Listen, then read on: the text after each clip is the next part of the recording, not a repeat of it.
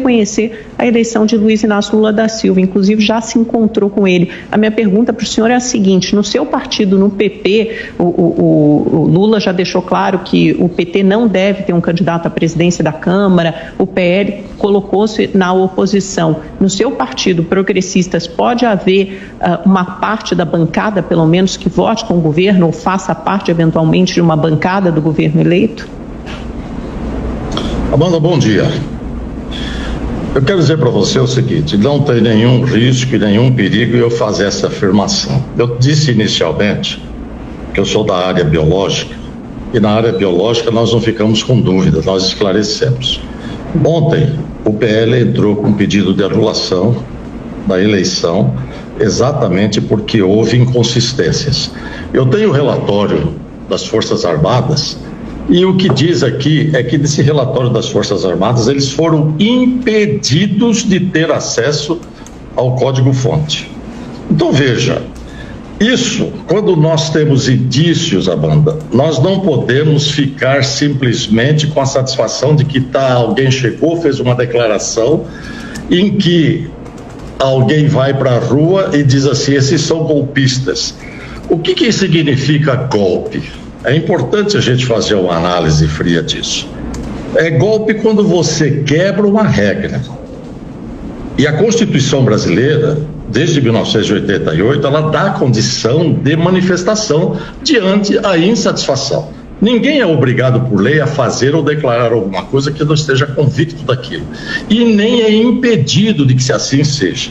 O que a gente percebe é que através da própria Constituição, nós temos inclusive parte da imprensa, desse consórcio de imprensa, cerceada. Então, isso é golpe. Existe uma regra, existem princípios, existem maneiras de se chegar a um determinado posicionamento, inclusive dando condição ao controverso, e você tem exatamente um cerceamento de quem deveria zelar pela lisura do processo. Se há dúvida, isso tem que ser mostrado. Então, esse pessoal que está aí, que é o pessoal que foi usado, inclusive, essa companhia, não me lembro o nome aqui agora, que foi contratada pelo PL, né, mostrando que todas as urnas, principalmente as urnas antes de 2020, elas são passíveis de serem adulteradas e serem manipuladas. E o Exército não teve acesso ao código-fonte. Portanto, o Exército diz o seguinte, que é possível que haja manipulação. E num processo eleitoral democrático, nós não podemos ficar com dúvida, principalmente quando essas alterações são muito consistentes e muito traumáticas, com mudança de resultado. Eu concordo com você. Em eleição a gente ganha ou perde. Eu perdi muitas vezes.